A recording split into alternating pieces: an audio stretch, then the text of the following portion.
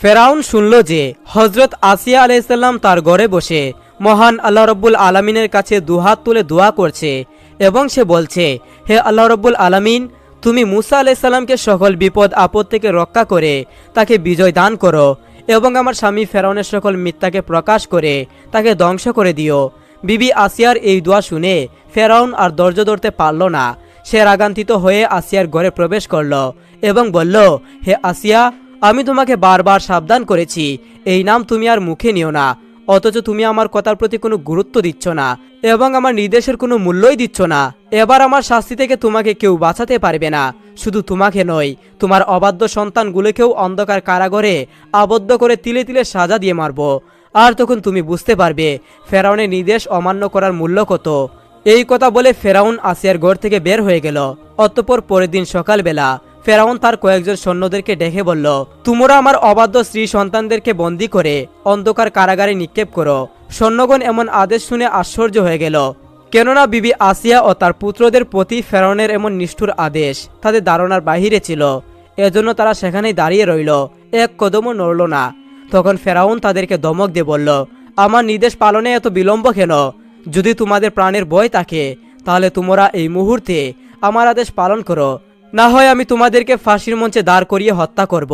অতঃপর সৈন্যগণ কোনরূপ উপায় না দেখে এক প্রকার বাধ্য হয়ে বিবি আসিয়ার ঘরে প্রবেশ করল এবং বিবি আসিয়া ও তার পুত্রদের বন্দী করে কারাগারের উদ্দেশ্যে রওনা হলো।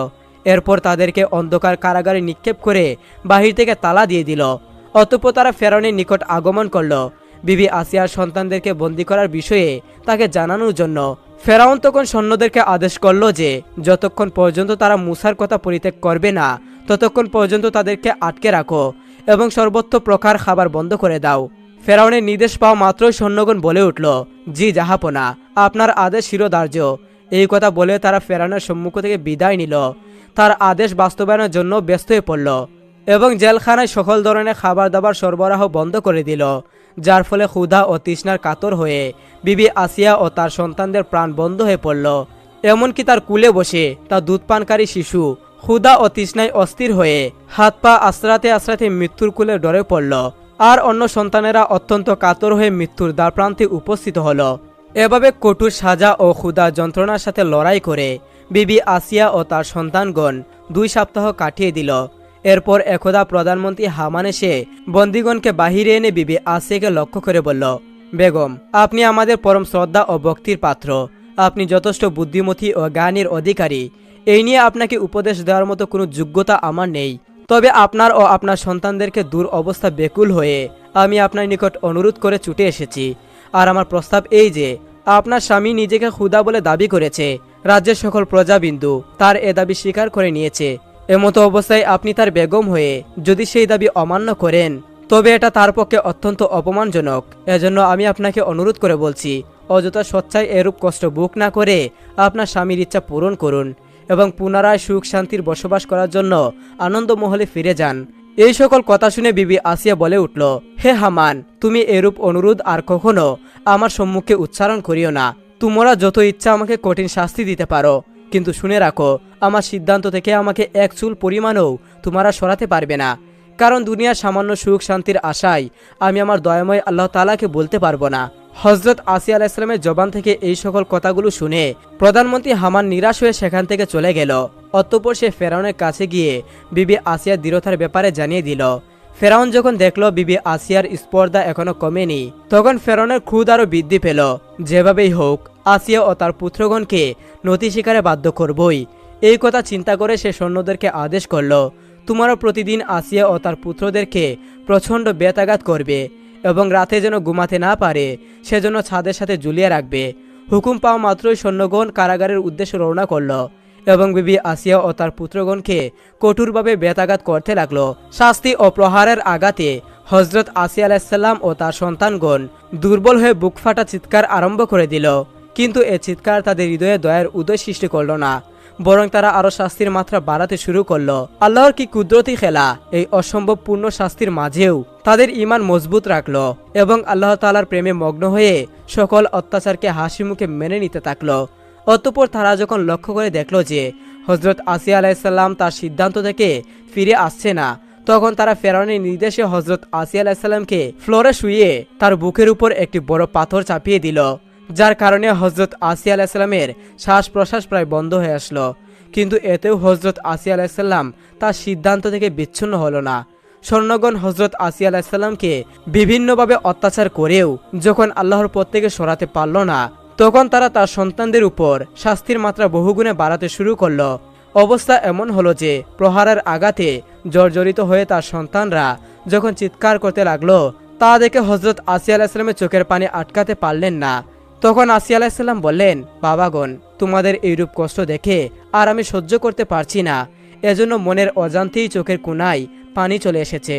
তা শুনে তার পুত্রগণ বলল, আম্মা যান, আমাদের কষ্ট যতই হোক না কেন তাতে কি হয়েছে, আমরা এটা বিশ্বাস করি যে এই ক্ষণস্থায়ী কষ্ট আমাদের জন্য কিছুই নয়। এতে যদি আমাদের প্রাণও বের হয়ে যায়, কিন্তু এ কষ্ট সহ্য করে যদি আমাদের ঈমান বাঁচাতে পারি, তবে পরকালে দয়াময় আল্লাহ রাব্বুল আলামিনের সন্তুষ্টি আমাদের জন্য অবশ্যই লাভ হবে এবং আমরা আল্লাহর মেহমান হয়ে জান্নাতে বসবাস করতে পারবো। পুত্রদের মুখে এমন কথা শুনে এবং তাদের বিশ্বাস ও মনোবল দেখে হজরত আসিয়া আলাইসাল্লাম অত্যন্ত আনন্দিত হলেন এবং চোখের পানি মুছে ফেললেন। একদিন ফেরাউন প্রধানমন্ত্রী হামানকে রাজদরবারে তলব করলেন। ফেরাউনের তলবের কথা শুনে হামান আস্তে আস্তে রাজদরবারের দিকে আগমন করতে লাগলো। হামান আগমন করার সাথে সাথেই ফেরাউন তাকে জিজ্ঞাসা করলো, আজ তাদের ব্যাপারে আমাকে কিছু সংবাদ দাও, তারা কি তাদের সিদ্ধান্ত পরিবর্তন করেছে? তখন হামান বলল, জি না জনাব, তারা তাদের সিদ্ধান্তের উপর অটল রয়েছে, এক চুল পরিমাণও তাদের সিদ্ধান্ত থেকে ফিরে আসছে না। ফেরাউন তখন হামানকে লক্ষ্য করে বলল, হে হামান, তুমি আমার কথা মনোযোগ সহকারে শুনো। তুমি প্রতিদিন অত্যন্ত একবার আসিয়ার কাছে যাবে এবং তাদের মত পরিবর্তনের চেষ্টা করবে, কেননা তারা যতই অন্যায় করুক না কেন তারা তো আমার পরিবারের অন্তর্ভুক্ত, তারা তো আমার সন্তান ও স্ত্রী। অতঃপর হামান ফেরাউনের নির্দেশ অনুযায়ী প্রতিদিন একবার করে কারাগারে গেল এবং বিবি আসিয়াকে কারাগার থেকে বাহিরে এনে নানাভাবে বুঝিয়ে উদ্দেশ্য সাধন করার চেষ্টা করে দেখল, কিন্তু তাতে কিছুই হলো না। বিবি আসিয়া আলাইসাল্লাম বিন্দুমাত্র তার মত পরিবর্তন করলেন না, বরং নিজের মতের উপর অটুট রইলেন। অবশেষে একদা ফেরাউন হামানকে নিয়ে শেষবারের মতো বোঝানোর জন্য কারাগারের উদ্দেশ্যে রওনা করল এবং কারাগারে পৌঁছে বিবি আসিয়াকে কারাগার থেকে বাহিরে নিয়ে আসলো। এরপর ফেরাউন হজরত আসিয়া আলাইসাল্লামকে লক্ষ্য করে বলল, হে আসিয়া, তুমি তো জানো আমি তোমাকে কতটা ভালোবাসি। তোমাকে বারবার বোঝানোর পরেও যখন তুমি আমার অবাধ্য হয়েছ, তখন আমি বাধ্য হয়ে তোমাকে কারাগারে পাঠিয়েছি। প্রতিটি মুহূর্তই আমি মানসিক যন্ত্রণার মধ্য দিয়ে যাচ্ছি। আসিয়া, আমি তোমার স্বামী হয়ে আমি তোমার নিকট অনুরোধ করছি, মেহেরবানি করে তুমি সঠিক পথে ফিরে আসো এবং আমাকে খুদা হিসেবে মেনে নাও, মুসার গোলামি ছেড়ে দাও। এভাবে ফেরাউন বারবার অনুরোধ করছে। তখন আসিয়া আলাইসাল্লাম বলে উঠল, আমি পূর্বে বলেছি, এখনও বলছি, আমি আপনাকে স্বামী হিসেবে সম্মান ও শ্রদ্ধা করি, কিন্তু কখনো আমি আপনাকে রবের আসনে বসাতে পারবো না, কেননা কোনো মানুষ কখনো খুদা হতে পারে না। আসিয়া আলাইসাল্লামের এই বাক্য ফেরাউনের কানে পৌঁছা মাত্রই সে রাগ ও ক্ষোভে জ্বলে উঠল। তখন হামানকে লক্ষ্য করে বলল, হে হামান, যে নিজের ধ্বংস ডেকে আনতে চাইছে তাকে কল্যাণ করা যায় না। এখনো তার স্পর্ধার মাত্রা দেখেছ কি? আমি আর সহ্য করতে পারবো না। এই মুহূর্তে আমি এর কটুর প্রতিফল তাকে বুক করাবো। এরপর ফেরাউন তার সৈন্যদেরকে আদেশ করল যেন বড় ধরনের একটি চুলা প্রস্তুত করা হয়। সৈন্যগণ ফেরাউনের আদেশ পাওয়া মাত্রই বড় ধরনের চুলা প্রস্তুত করল। চুলা প্রস্তুত হওয়ার পর ফেরাউনের নির্দেশ মোতাবেক তাতে আগুন জ্বালিয়ে দিল। এরপর উক্ত চুলার উপর একটি বড় কড়াই দিয়ে তাতে তেল দিয়ে সেটাকে উত্তপ্ত করা হলো। তারপর হজরত আসিয়া আলাইসাল্লামের এক একটি সন্তান তার চোখের সামনে উক্ত তেলের মধ্যে নিক্ষেপ করা হলো। তেল এত উত্তপ্ত ছিল যে তাতে হজরত আসিয়া আলাইসাল্লামের সন্তানদেরকে নিক্ষিপ্ত করার সাথে সাথেই তারা তেলে বেজে বশ হয়ে গেল এবং মৃত্যুর কুলে ডলে পড়ল। তারা এই উত্তপ্ত তেলের মধ্যে নিক্ষিপ্ত হওয়ার পরই আসিয়া আলাইসাল্লামকে লক্ষ্য করে বলল, হে মা, আপনি মুঠো চিন্তা করবেন না। দুনিয়ার মানুষের দৃষ্টিতে যদিও এটা উত্তপ্ত তেলের পাতিল, কিন্তু আল্লাহ তাআলার মেহেরবানিতে এই উত্তপ্ত তেলের পাতিলটি আমাদের জন্য জান্নাতের বাগান হয়ে গিয়েছে। মা, আপনি আমাদের জন্য দোয়া করুন। আল্লাহ তাআলা আমাদেরকে মেহেরবানি করেছে এবং আপনি ইমানের উপর অটুট মজবুত থাকুন। আমরা সঠিক পথে রয়েছি, আমাদের জন্য আল্লাহ জান্নাত নাজ নিয়ামত অপেক্ষা করেছে। এই কথা বলার পর আস্তে আস্তে সন্তানগুলো মৃত্যুর কুলে ডলে পড়ল। হজরত আসিয়া আলাইসাল্লামের চোখের সামনে তার সকল সন্তানদেরকে আগুনে জ্বালিয়ে দেওয়ার পর ফেরাউন হজরত আসিয়া আলাইসাল্লামকে বলল, যদি তুমি এখনো ফিরে না আসো তাহলে তোমার অবস্থা তাদের মতোই হবে, বরং তাদের চেয়ে আরো ভয়ানক হবে। বিবি আসিয়া আলাইসাল্লাম পূর্বের মতোই জবাব দিলেন, তোমাদের যা ইচ্ছা তাই করতে পারো, আমি কখনো তোমাদেরকে খোদা হিসেবে মেনে নিতে পারবো না। ফেরাউন তখন রাগে অস্থির হয়ে তার সৈন্যদেরকে আদেশ দিল, হে সৈন্যগণ, তোমরা আসিয়ার দেহ থেকে সমস্ত পোশাক খুলে ফেলো এবং তাকে সকল জনতার সামনে উলঙ্গ করে মাটিতে শুয়ে দাও। আদেশ পাওয়া মাত্রই সৈন্যগণ আসিয়া আলাইসাল্লামের শরীর থেকে পোশাকগুলোকে আলাদা করে তাকে উলঙ্গ অবস্থায় মাটিতে শুয়ে দিল। বিবি আসিয়া আলাইসাল্লাম শ্বাস প্রশ্বাস করার মতো শক্তি হারিয়ে ফেললেন। ঠিক এমন সময় হজরত আসিয়া আলাইসাল্লাম আকাশের দিকে তাকিয়ে আল্লাহ তাআলাকে লক্ষ্য করে বললেন, হে দয়াময় খুদা, শুধু আপনার প্রেমেই মগ্ন হয়ে দুনিয়ার সকল আরাম আয়েশ ও ভোগ বিলাসকে আমি ত্যাগ করেছি। বনি ইসরায়েলদের মধ্যে ৭০,০০০ পয়গম্বর এসেছিলেন। তাদের মধ্যে শেষ পয়গম্বর ছিলেন হজরত ঈসা আলাইহিসসালাম। হজরত ঈসা আলাইহিসসালাম একদিন তার উম্মতদেরকে আল্লাহ তাআলার প্রতি দাওয়াত দিচ্ছিলেন। তখন তার উম্মতের মধ্যে একজন বলল, হে আল্লাহর পয়গম্বর ঈসা, আমরা তোমার হাতে হাত রেখে কালেমা পড়ে মুসলমান হয়ে যাব, কিন্তু আমাদের একটি শর্ত আছে। তখন হজরত ঈসা আলাইহিসসালাম তাদেরকে উদ্দেশ্য করে বললেন, কি তোমাদের শর্ত, বলো আমাকে। তখন বনি ইসরায়েলদের লোকেরা বলল, ঈসা, তুমি তো অনেক মানুষকে জীবিত করেছ, কিন্তু এখন আমাদেরকে আরও একজন মানুষকে জীবিত করে দেখাও। তারা হজরত ঈসা আলাইহিসসালামকে বলল, হজরত নূহ আলাইহিসসালামের ছেলে অনেক আগেই মারা গিয়েছে। হে ঈসা, তুমি যদি নূহ আলাইহিসসালামের ছেলের কবরের কাছে গিয়ে ওনার ছেলে শামকে জীবিত করতে পারো, তাহলে আমরা সবাই তোমার হাতে হাত রেখে কালেমা পড়ে মুসলমান হয়ে যাব। আমরা তোমায় কথা দিচ্ছি। তখন হজরত ঈসা আলাইহিসসালাম তার সম্প্রদায়ের প্রতি লক্ষ্য করে বলল, হে আমার সম্প্রদায়ের লোকেরা, আমি অবশ্যই তোমাদের কথা রাখব। চলো আমার সাথে, আমরা নূহ আলাইহিসসালামের ছেলের কবরের কাছে যাই। এরপর বনি ইসরায়েলকে নিয়ে হজরত নূহ আলাইহিসসালামের ছেলের কবরের কাছে গেলেন। হজরত ঈসা আলাইহিসসালাম খেয়াল করে দেখলেন যে হজরত নূহ আলাইহিসসালামের ছেলের কবর অনেক লম্বা। হজরত ঈসা আলাইহিসসালাম কবরের দিকে তাকিয়ে রইলেন। তার সাথে থাকা বনি ইসরায়েলদের লোকেরা তখন বলল, হে ঈসা, তুমি দাঁড়িয়ে আছো কেন? শামকে জীবিত করো। তখন হজরত ঈসা আলাইহিসসালাম শামের কবরের সামনে গিয়ে দাঁড়ালেন এবং তিনি তার নাম ধরে ডাক দিলেন। তিনি বললেন, হে শাম, হে শাম ইবনে নূহ। এইভাবে ডাক দেওয়ার পর এক মুহূর্ত আর দেরি হয়নি, কবর নড়ে উঠল। উপস্থিত বনি ইসরায়েলদের লোকেরা তখন অবাক হয়ে গেল।